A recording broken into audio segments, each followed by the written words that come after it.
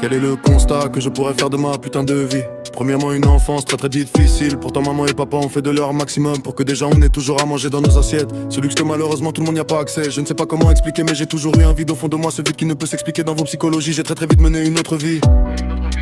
Très jeune, la life m'a appris à développer un instinct de survie. Je ne vais pas vous mentir, j'en ai eu des blessures qui n'ont pas aidé à trouver ça facile. J'avais pas besoin d'être dans un endroit ou d'une vie excellium. J'ai jamais aimé jouer sur ce genre de faciette. Désolé de m'afficher, mais papa, j'avais besoin d'aide et que tu me soutiennes. Je déteste faire la mauviette, mais juste entendre un je t'aime. Après t'as été très dur avec moi, mais tu as fait de moi une machine et pas une victime. C'est pour pouvoir s'évader que j'aimais grimper sur tous les toits. Échapper à la dureté de la vie et son effroi. Mais j'ai décidé d'affronter cette malédiction avec un grand sourire. C'est le gros problème de l'humain, ce sentiment de comparaison et se permettre d'être toujours poussé dans le jugement. Mais t'inquiète pas maman, je sais que tu te fais énormément de soucis, mais peu importe la difficulté à affronter, ton fils ne se laisse jamais pourrir. Je voudrais juste te demander pardon pour toutes ces paroles de vilain. Je ne veux surtout pas te laisser gérer le pourquoi du comment. Papa, tu peux dormir en paix, t'as créé un homme endurci, même si pour moi émotionnellement t'as été absent.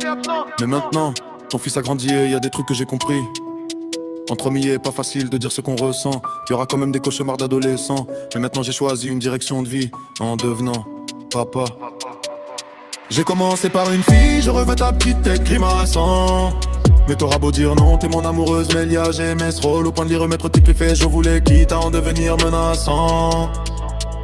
Avoir un fils, une relève était apparu, mon petit prince Giovanni. La vie a pris un autre tournant, une inévitable séparation. C'est le moral au fond du sac et apparu une nouvelle inspiration. Un petit bout de chon qu'on a prénommé Isaac.